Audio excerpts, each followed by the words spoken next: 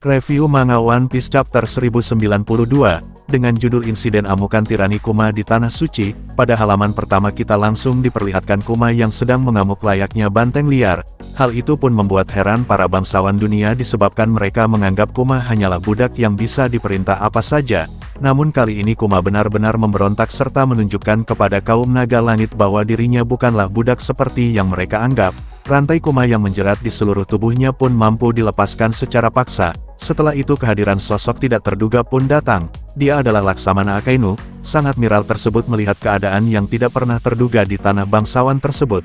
Kumpulan para bangsawan sontak meneriaki Akainu untuk mengeksekusi sang robot Kuma.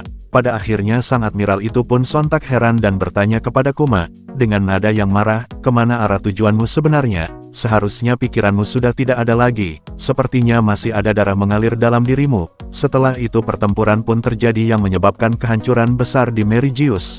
Namun pada akhirnya Kuma nampaknya berhasil kabur dari Akainu dan melarikan diri dari Merigius. Hal itu membuat para bangsawan kecewa terhadap kinerja Akainu yang membiarkan budak robot mereka lolos. Di sisi lain pengempungan Pulau Egghead pun memasuki babak krusial. Markas Angkatan Laut banyak mengirim marinir ke pulau tersebut, dan tidak lupa juga pertempuran lanjutan antara Yonkou Luffy versus Admiral Kizaru pun berlangsung secara sengit. Diperlihatkan di sini Kizaru mengakui kalau Luffy bertambah kuat. Tidak heran sang Raja Binatang Buas Kaido pun kalah olehnya. Di tengah pertempuran itu terjadi percakapan antara kedua belah pihak. Kizaru berkata, "Apa alasan perompak sepertimu melindungi Vegapunk?"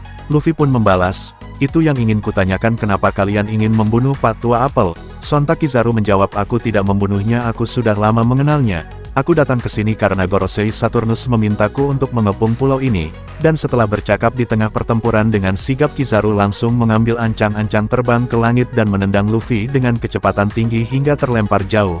Lalu Kizaru pun melihat robot canggih buatan Vegapunk yaitu Vega Force. Dia langsung menghancurkannya hingga berkeping-keping. Hal itu pun membuat Franky dan Bonnie berlari jauh dari ledakan robot tersebut. Ledakan itu membuat pelabuhan di sekitar Pulau Egghead hancur, bahkan Tousan Sunny hampir terbalik dibuatnya. Kizaru yang sudah merasa mengalahkan Luffy dan menghancurkan Vega Force, sontak mendatangi Bonnie dan Franky di pelabuhan. Bonnie serta Franky tidak gentar menghadapi Kizaru. Serentak mereka inisiatif menyerang, namun sang manusia cahaya tersebut bukanlah tandingan mereka berdua. Di akhir chapter ditampilkan Luffy akhirnya datang lagi dengan gear 5-nya, dan langsung menangkap Kizaru. Sontak itu membuat Vegapunk beserta yang lainnya kaget sejadi-jadinya.